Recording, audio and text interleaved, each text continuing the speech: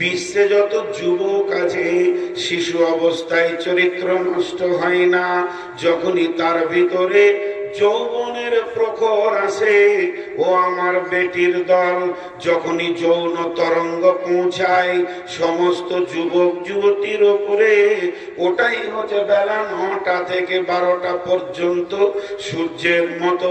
তাই আমার আল্লাহ ওই টাইমটার কসম করে বলছে, এ যুবক যুবতী, পৃথিবীর যত ব্রেক আছে, প্লেনের ব্রেক আছে, রকেটের ব্রেক আছে, ট্রেনের ব্রেক আছে, স্টেট বাসের ব্রেক আছে, বাসের ব্রেক আছে, মারুতির ব্রেক আছে, কার থেকে হার্ড ব্রেক যুবক তোমাকে লাগবে, কারণ তোমার গাড়ি এখন উত্তাল হয়ে গেছে। এই অবস্থায় যদি তুমি নিজের জীবন যৌবনে ব্রেক না লাগাও, চরিত্রে ফ্র্যাকচার হয়ে যাবে। আর চরিত্র একবার চলে গেলে ওই দাগটা মোছার মতো পৃথিবীতে কোনো ডাস্টার না। চরিত্র বড় নোংরা জিনিস। একটা উদাহরণ দিই, আমি আপনাদের গায়ের ইমাম, 15-16 বছর 20 বছর ইমামতি করছি, গায়ের লোকের এত ভরসা হয়ে গেছে, টোটাল মসজিদের হিসাব আমার হাতে ছেড়ে দিয়েছে। কমিটির মধ্যে ঝামেলা, হিসাব নিয়ে বসেছে, তো আমাকে নিয়ে বসেছে। 20,000-এর গোলমাল, মিলাইতে পারছি না। কমিটির কাছে আমি চোর হয়ে গেলাম, চোর। কমিটি আমার নাম দিল চোর। কমিটির 10টা ছেলে বসে বলছে, যা হয়ে গেছে হয়ে গেছে, মৌলভী সাহেব মানুষ, এটা আর প্রকাশ করে লাভ নাই। মৌলভীকে বলে দে, এই তো আজকে মাসের হলো 25 তারিখ, এই মাসের শেষ তারিখে যেন চলে যাই, আমরা মৌলভী দেখে নিব, চোরের পেছনে নামাজ পড়ব না। চুপচাপ আমাকে বিদায়ের ঘোষণা দিয়ে দিল। ডিসেম্বরের 31 তারিখে চলে গেলাম। এবার ইমাম আসতে লাগলো, ইন্টারভিউ চলছে, কেউ 2 মাস থাকছে, কেউ 4 মাস থাকছে, আর টিকছে না ইমাম। যখন ইমাম টিকছে না, এই করে 2 বছর পেরিয়ে গেল, কমিটি আবার বসলো, না রে ভুল হয়ে গিয়ে হিসাবটা গোলমাল হয়েছে, কিন্তু লোকটা ভালো ছিল, অখিটা আমাদের গায়ে ওই লোকটাই সুটেল। আবার ডাকলো, আবার এলাম, আমারও মহব্বত ছিল। জুমাতে দাঁড়িয়ে বলল, মৌলানার সাথে আমাদের যা হয়েছে মাফামাফি, খালাস, আপনি আবার থাকেন। থাকতে লাগলাম। ঠিক 1 বছর পরে আপনার বেটির বিয়ে দিলেন, আমারই ছাত্রী। বিয়াই এসছে বেড়াতে, বৌমাকে আনতে এসেছে, দিয়ে আমার খোদবা শুনছে। ভাত খেতে খেতে বিয়াই আপনাকে বলছে, মৌলভী একটা রেখেছেন ভাই, খোদবা শুনে জান ঠান্ডা হয়ে গেল। এত দামি মৌলভী দেখিনি, সুবহানাল্লাহ, খোদবাটা শুনলাম তো জান ঠান্ডা হয়ে গেল। তখন আপনি ভাত খেতে খেতে বলছেন, হ্যাঁ লোকটা ভালো, খালি মাঝে একবার 20,000 টাকা চুরি করেছিল। চরিত্র মুছার কোন ডাস্টার পৃথিবীতে নেই। কথা ঠিক বলেছি না? মানুষ মরে যায়, কিন্তু চরিত্র মরে না। চরিত্রের আত্মা নাই, তার কাছে আজরাইল আসে না। কখন ফেরাউন মরেছে, আজও তার জন্য মানুষ লানত করে। আজও দেখতে পারে না কাকে, আবু জাহেলকে। কোন একটা ডাকাত মারা গেছে, সাইডে মোটরসাইকেলে পেরিয়ে গেছে, বলছে এটা অমুক ডাকাতের কবর। মানুষ মরে গেল, চরিত্রের দাগ মরে না। আচ্ছা, বিনা মাইকে যদি আমি জলসাটা করি, আপনার অসুবিধা আছে? একটু সাউন্ড নাই মাইক, কি ফালতু মাইক এনেছে। ছি ছি ছি ছি, এই মাইকটাতে আইসক্রিম বেচাও যাবে না। খরিদ্দার মনে করবে যে ফির আলতা ফিতে এনেছে আইসক্রিম বললে। অনেকক্ষণ থেকে বলা হয়েছে। তো আপনারা আমার দিকে ধ্যান দেন।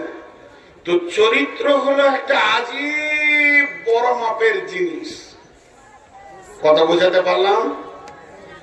যে আমার আল্লাহ বলছেন, নবী হে, আমার খালি এটা খুব দিক মনে হচ্ছে, এই জন্য হাত চলে গেছে।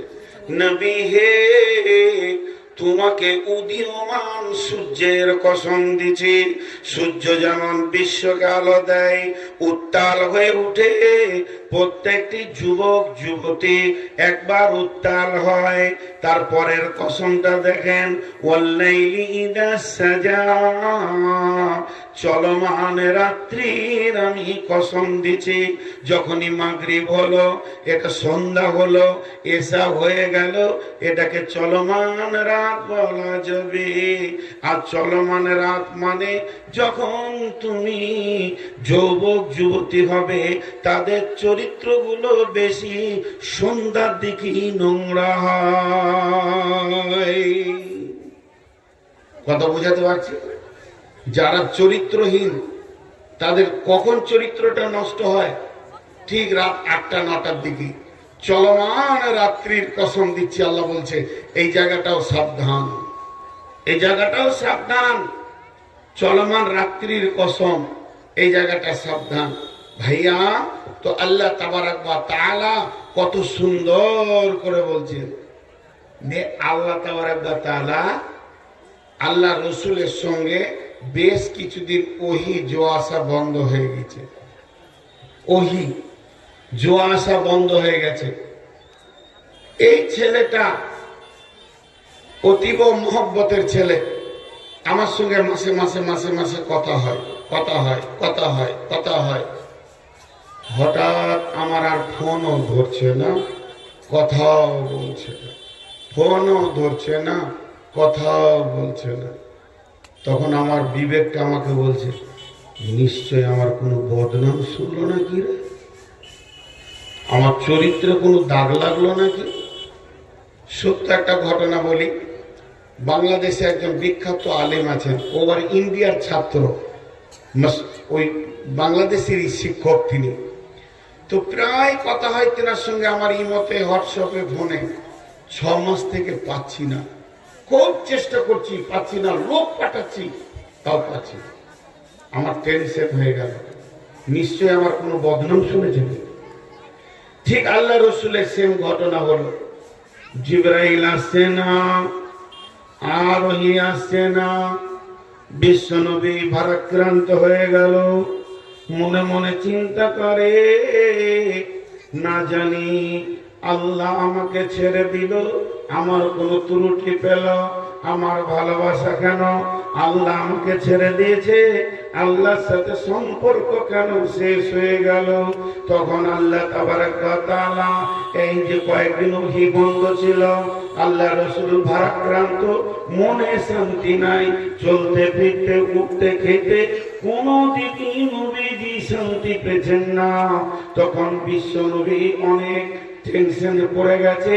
এমন একটা সময় শুরু হলো বন্ধু, এমন একটা সময় এলো যে আল্লাহ নবী চিন্তায় পড়ে গেছে।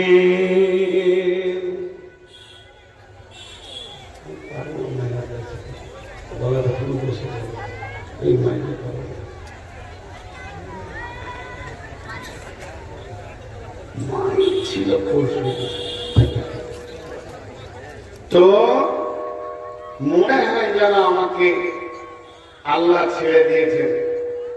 রসুল টেনশন, মন ভালো নেই রসুলের। কেন এটা ঘটেছিল জানেন?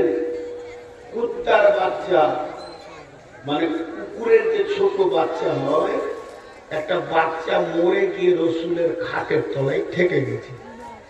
আর কুত্তার বাচ্চা যেখানে থাকবে ওখানে ফেরেশতা আসবে না। কি আল্লাহর হুকুম, মরা তাও নষ্ট হয়নি, পচেনি, গন্ধ হয়নি। তা আম্মা জান আয়েশা ঘরটা ঝাড়ু দিতে ঢুকেছে, ঝাড়ু দিতে দিতে এমনি করে দেখছে কি ব্যাপার, ঝাড়ুতে বাঁধছে কে, টেনে দেখছে একটা কুত্তার বাচ্চা। ওটাকে আম্মা জান আয়েশা ঝাড়ুর উপরে চাপিয়ে নিয়ে গিয়ে যখনই বাইরে ছুড়ে দিলেন, যেই বাইরে ছুড়ে দেওয়া, এমন সময় জিবরাইল আমিন এসে বলছেন, মা ওয়াদ্দাআকা রাব্বুকা ওয়া মা ক্বালা, নবী হে, তোমার আল্লাহ তোমাকে ছেড়ে দেয়নি এবং তোমার উপরও নারাজ হয়নি।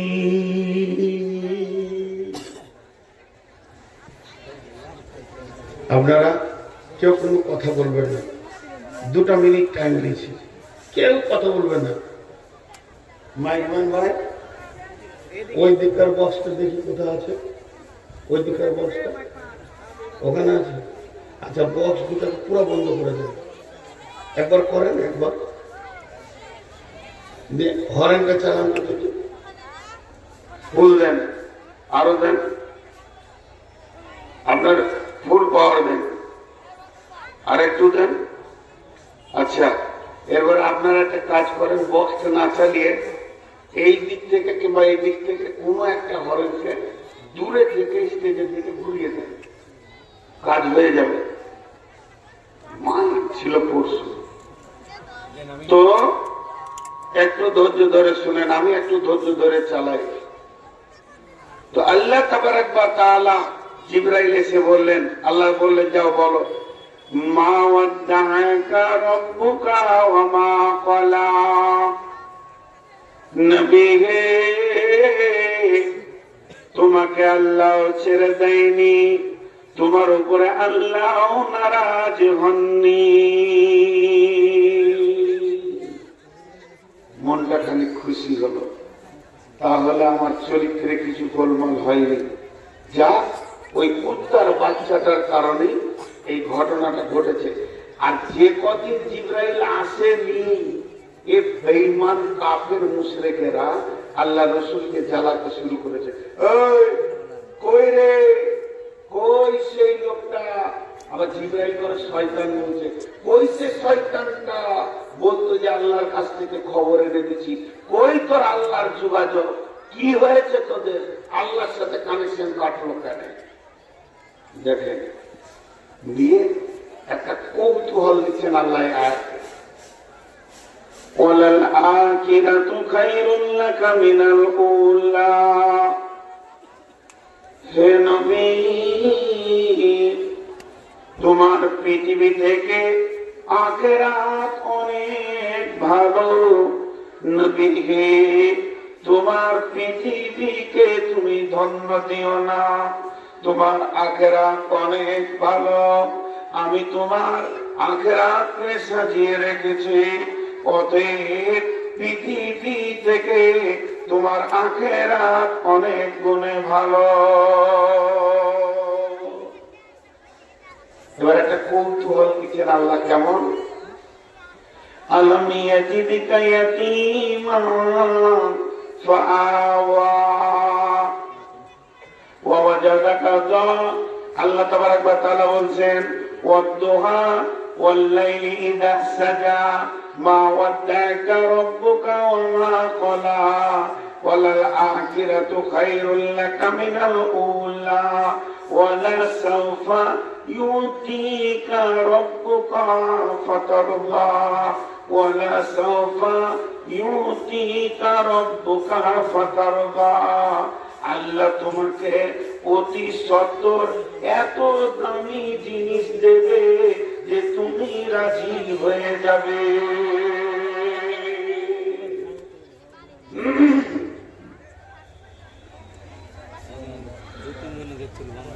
আল্লাহ তোমাকে আর 1 মাস আমার যাত্রা করতে কষ্ট হবে, পুরা গলাটা বসে গেল। আসামে বসেছিল, কষ্ট করে করে বসে থেকে তুললাম, আজকে